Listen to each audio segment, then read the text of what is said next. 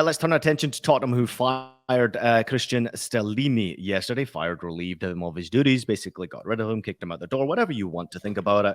Not much time in charge of the football club. James, I'll come to you, obviously, working around that region. Real interesting thoughts on...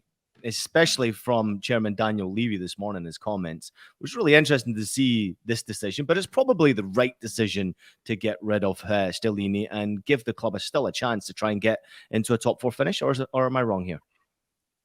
I don't think it's about a top four finish. That's gone. That went in the first 20 minutes at Newcastle. Frankly, I don't think I think this is about a top 7 finish and getting any form of European football. They've got to play Manchester United on Thursday. I'll be at that. And Liverpool on Sunday. That you would think they would get lapped by Liverpool, who have games in hand. So did Brighton. So they would overtake them. They've got Villa on the 13th as well. And that's enough teams to send them out of Europe. And look, it just was not working with Cristian Stellini. He was too tied to Conte's methods.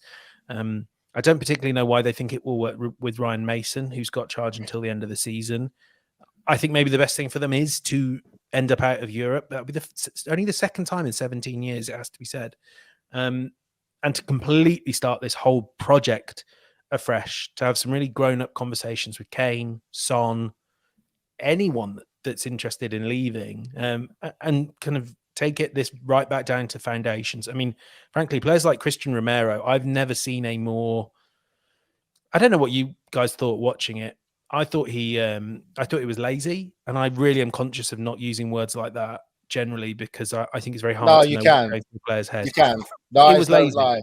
He didn't give a damn. He did not give a damn. Didn't look and there like are so many players that played like that. Yeah, and have played his like head that was elsewhere. 100%. So quick on him. I'm so glad you mentioned Romero. Since the World Cup triumph with Argentina, he's looked like a player whose head has been elsewhere.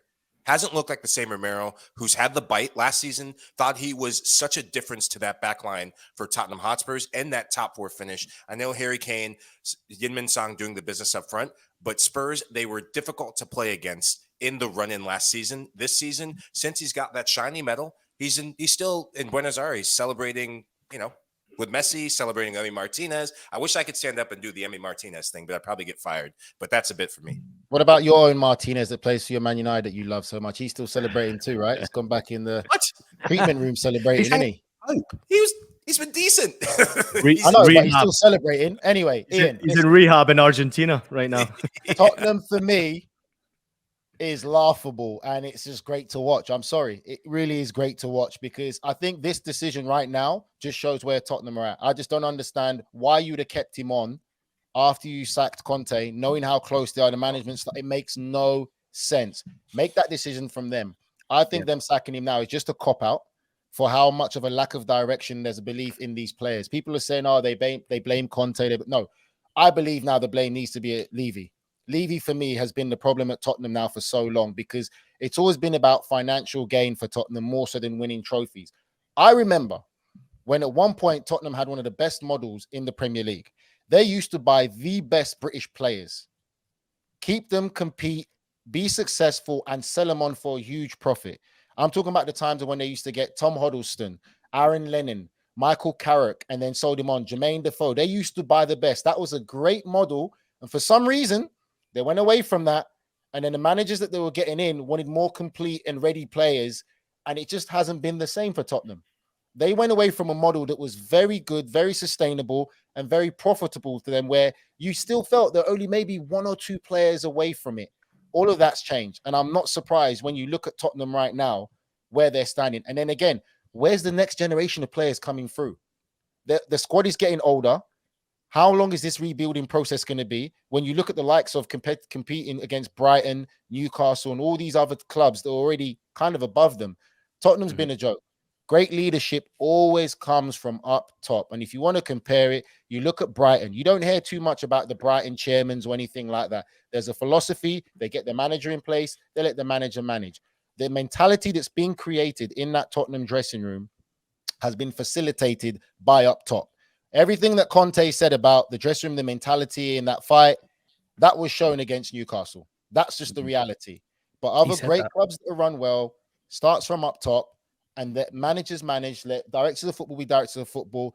Tottenham's always had shady characters, shady people, and that's the reason why they're in right now. There's a great statement being released by Tottenham chairman Daniel Levy to the fans after the decision to sack Cristian Stellini. Fabrizio Romano posting it this morning. Sunday's performance against Newcastle was wholly unacceptable. It was devastating to see. He went on to say, we can look at many reasons why it happened, and whilst myself, the board, the coaches and players must all take their collective responsibility, ultimately the responsibility is mine. Cristian Stellini will leave his current role alongside his coaching staff. Cristian stepped in at a difficult point in our season. James, obviously Daniel Levy has to take responsibility. This was obviously nice from the players as well. You can let everybody know about that. Yeah, I mean, it's never a great game when you come out of it with more statements issued to the supporters than you do goals or points. So the supporters or the players have said, this is from the players, this one, as a squad, we understand your frustration, your anger, it wasn't good enough. We know words aren't enough in situations like this, but believe us, a defeat like this hurt. I mean, and then goes on like this, well, thanks for your support. And we would like to reimburse fans with the cost of their match tickets from St. James's Park. And look, it's a good gesture. You know, it is better than nothing. Equally, I don't think fans really want a refund. I mean, by the way, it's at most 30 quid for an away ticket to a Premier League game. Getting from London to Newcastle is far more than £30. And that's if you don't have to stay over, which based on British trains on a Sunday, you probably do. Inflation. But inflation's high. It's just like they don't want you to give them their money back. They want you, the supporters want you to play good football, play with passion and play with pride. And they're more than happy to spend their money. It's not about like reimbursing, because also they know that 30 quid, however much this is going to cost each player, it's chump change. It doesn't really deal with what the problem is. Words for me play a small part. Sorry, Ian. I was just going to say, words for me play a small part. I'm all about the action. And I understand what James said, but I'm all about the action. We've seen this before, blah, blah, blah. And the fact of he's saying that the performance is unacceptable, and obviously the manager now has become a scapegoat because he's not there no more. I had a friend of mine who was at the game standing there, and he said Stellini was screaming at the players and the players were just ignoring him. He was being ignored by the players. So how much of that is a responsibility to the manager or to the players? And also, whose responsibility is it that the players are in this situation where clearly they're not listening or respecting the manager? Who put him in position right now who put him in that position to be there and take over? So it's just common sense tells you where the blame really needs to lie. And now all these ticketing gestures, it's just all a lot of cobblers, mate. Man, I tell you what, working in Major League Soccer for a weekend has got you fired up, Nigel Reo-Coker. Oh, Ian, piss off. Piss off.